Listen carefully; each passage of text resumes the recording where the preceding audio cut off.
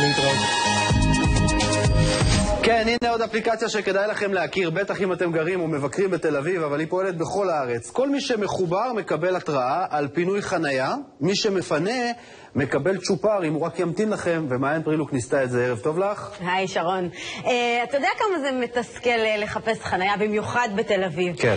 האפליקציה הזאת זה פטנט ייחודי שמזהה תנועות הגוף שלך, פשוט מזהה מתי אתה מתקרב לרכב, מתי אתה הולך, מתי אתה נכנס לאוטו ומתי אתה יוצא. וכשנהג אחר ייכנס לאפליקציה, הוא פשוט יראה את כל יתר הנהגים באפליקציה הזאת שכרגע מתקרבים לרכב שלהם ועומדים לפנות את החנייה. מבלי שהם בעצם יצטרכו לעשות משהו או לעדכן, פשוט מזהה את תנועות הגוף, זה חדש, זה עולה היום לאפסטור, היא מזהה את תנועות הגוף ויכולה לעדכן את כל יתר הנהגים שנהג מסוים מפנה חנייה. אתה פשוט צריך לנסוע, להיכנס לאפליקציה ולראות מי מפנה ברחובות לידך. קוראים לזה פארקו, נכון? קוראים לזה פארקו. אני אגיד לך את האמת שרון, אני היום הייתי סקפטית בעניין הזה, אם זה בכלל עובד ואיך תנועות גוף בכלל זה יכול לעקוב אחריהם ולזהות, אז לקחתי את שני היזמים של האפליקציה הזאת לניסוי ובוא תראה מה היה.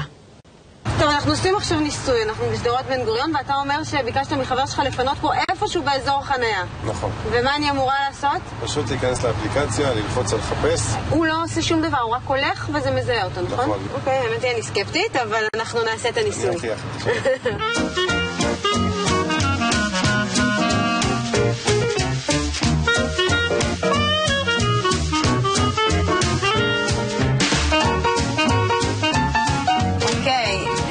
שהגעתי. זה הרכב שלך? היי. היי, הוא סימן לי לפני 100 מטר שהגעתי ליעד. זה פספס לזה 20-50 מטר את המיקום.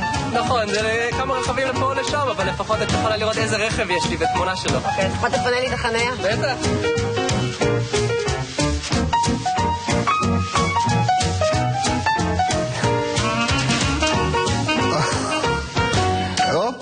דפקת את הרכב. אני רוצה להגיד לנהג שמאחוריי שאני בדקתי ולא קרה כלום. לא, היית צריכה להשאיר פרטים, זאת עבירה על החוק, חבל.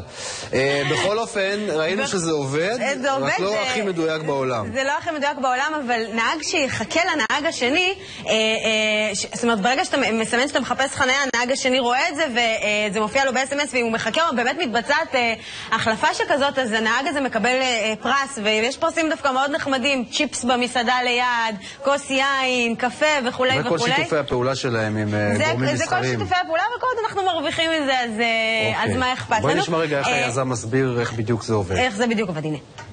אנחנו משתמשים בחיישנים כמו האקסלרומטר, המצפן, ה-GPS, ה-Wi-Fi, כל החיישנים האלה, משהו כמו 9 חיישנים בכל טלפון ממוצע. האפליקציה מזהה דרך אלגוריתמים מתוחכמים מתי את במצב של נהיגה, או מתי את במצב של הליכה, או מתי את במצב של בעצם מסלול של חניה, פרלל פארקינג הזה. אלה דברים שאנחנו יודעים לזהות דרך החיישנים שנמצאים בתוך הסמארטפון. יפה, פארקו, חדש באפסטור. אנחנו חייבים לסיים, נגמר לנו הזמן. תודה.